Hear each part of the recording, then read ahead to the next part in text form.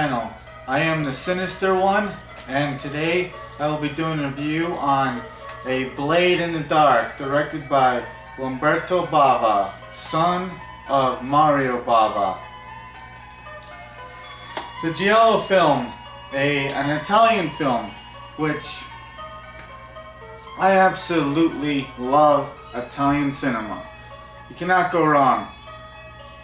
I mean, you are a true genre fan, so you know what I'm talking about. You go to the roots, you go to Italy, and bam, you watch one of these films and it just absolutely makes you want to vomit. The violence, the kill scenes, just absolutely 100% looks real. And man, just love these Italian films. The Italians know what they're doing when it comes to horror genre cinema, violence, special effects.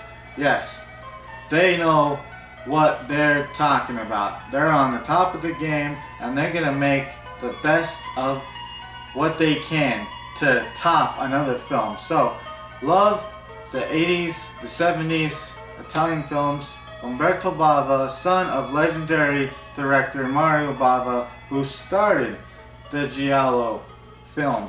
Now, giallo is yellow in Italian. Now, a giallo comes from books that were written by authors that their book was usually yellow, for some reason. I do not own a giallo book, but one day I'm going to have to pick one up and show you what I'm talking about, because supposedly the book was yellow bordered and all that, Don't know what it really looks like, but that's what I get from it, so terminology comes giallo. And so these directors were like, okay, we're going to start making films after these novels. And by God, they did a great job, because they're mostly type of murder mystery type films, slasher films.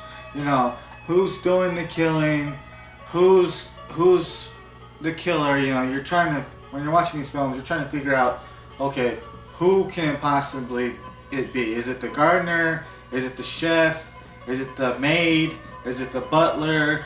Is it the best friend? You never know. You're just always constantly guessing. And they do a great job, because you think you know who it is, but you're going to be totally surprised and baffled at the end of the film.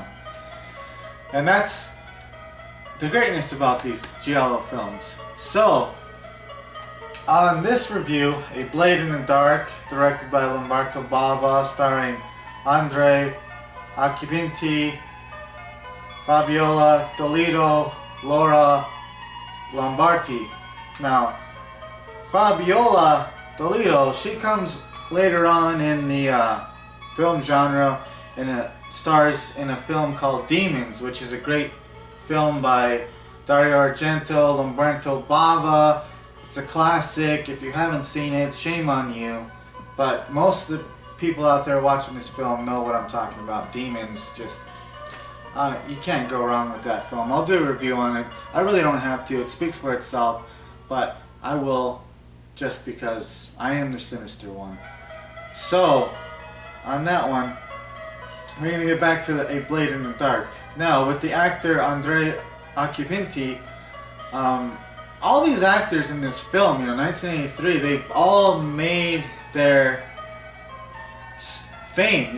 They've been in great films later on after this film. It's just, they've made a living off of becoming great actors, and they were starring in these type of films, and you gotta give credit to that, man. They made it, And so Andrea Acquipinti, he starred in 2004 A Sea Inside with Javier Bardem, a Spanish actor, and I'm just gonna get off subject here for real quick, but everyone says, who is Javier Bardem, and then someone will go, oh, he's that creepy looking guy with the creepy hair and No Country for Old Men by the Coen brothers, and it's like, his name's Javier Bardem.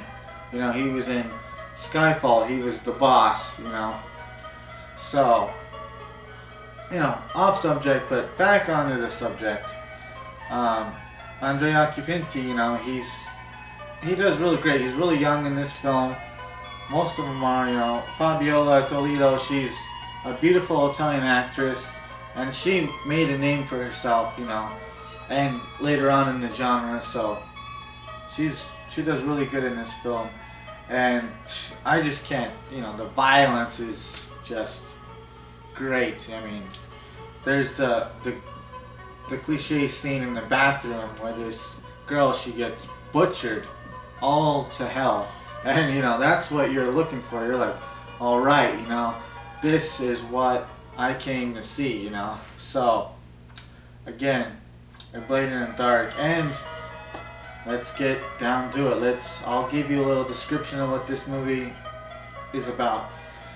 So it's about these two filmmakers. This guy, you know, Andre Occhipinti, he's, you know, a music composer. And the director is Fabiola Toledo, and she's telling him, you know, we're almost getting ready to finish this film.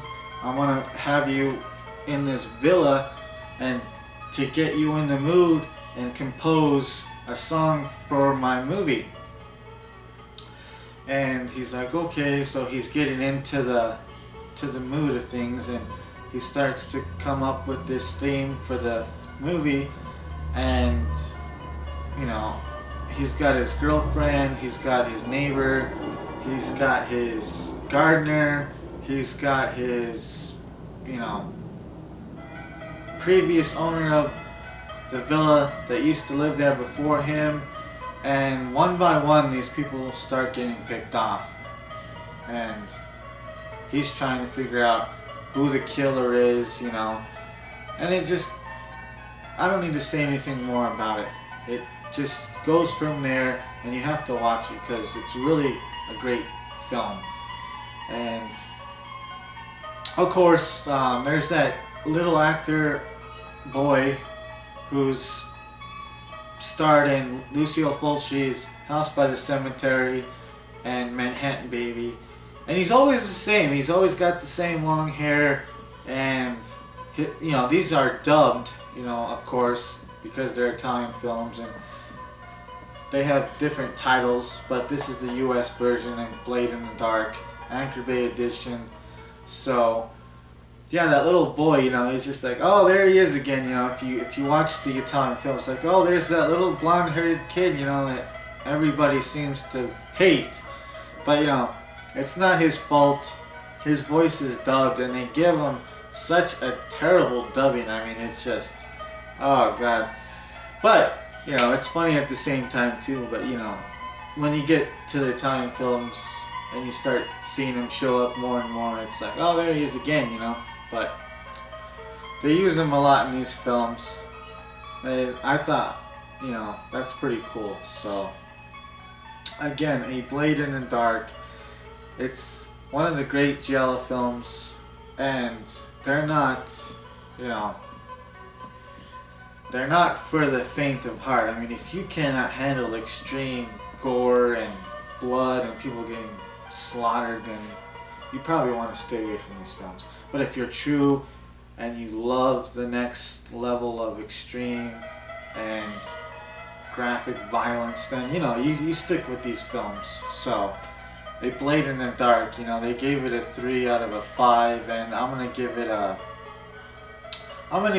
2, just because there's a lot better giallo films out there. But yes, this definitely is a 2 in my opinion. So, because my rating system is 1 through 4. So, out of the storyline, the acting, the graphic scenes, you know, all that, I rate it from 1 to 4 stars, and I'm gonna give it 2 stars because, you know, this definitely deserves it. And, you know, if you watch this film, you're probably gonna want to watch other giallo films.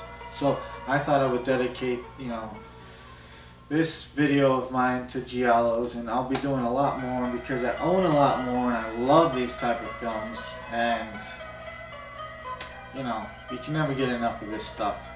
So it was time for me to dip down into the 80s, 83, and give a shout out to what I really truly love, the giallo film. So Lamberto Bava or Bava, excuse me. And so, on that note, I will be doing the beer of the week, and this beer comes recommended from my shift supervisor, Pat Rutherford. Great guy, just one of the best bosses you could ever possibly have. So, West Coast IPA Double India Pale Ale by Green Flash Brewery. So, excuse me. I haven't had this beer, so here it is.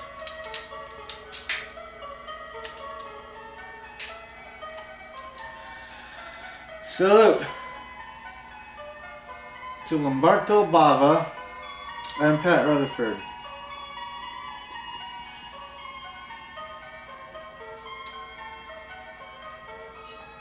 Oh man, you just can't go wrong with an IPA. I just love these IPAs, and Pat, thank you.